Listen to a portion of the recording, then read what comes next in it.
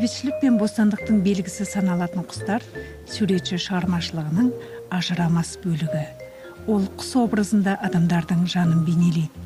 Егер адамзат атаулыны бір ғана сөзбен сипаттау мүмкін болса, онда оны үнемі көкке, күнге, бақыт пен бейбітшілікке, еркіндікке қанат сермей ұмтылатын құстарға теңер едім дейді суретші өз жазбаларында.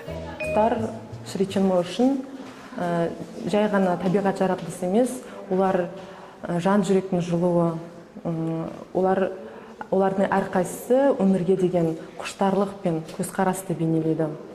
Шри Чинмойдың 16 миллионға жуық бостандық, бейбітшілік, армандаушы құстар коллекциясынан бірегей суреттер көруге болады. 250 мыңнан астам суретшінің мистикалық акрилдік картиналары жарық көрді.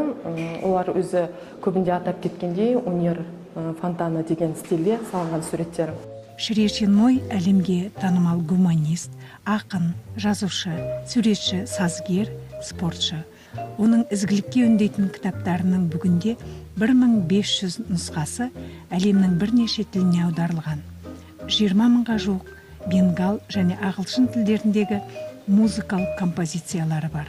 Адамдықтың биігіне көтерілген көрнекті тұлға 800-ден аса бейбітшілік концерттерін ұйымдастырып, әлемнің 100-ге жуық университеттерінде дәріс береді.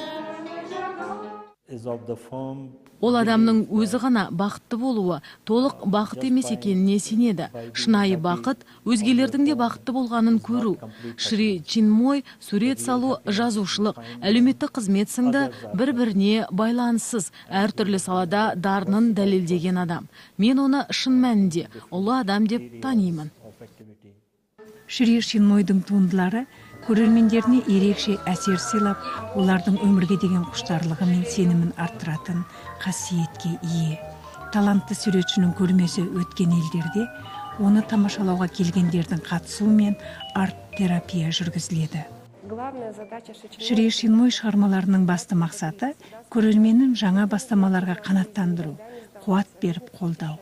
Ол өмір қаншалықты қиын болса да, кездескен кедергілерге қаймықпай қарсы тұрып, жарқын болашаққа ұмтылуға үндейді. Жер бетінде қаншама адамды ізгілік пен адамгершілікке бастап, рухани кемелдікке шақырған тұлғаның туындыларының топтамасы әлемді аралап, енді біздің елімізге де табан тіреді.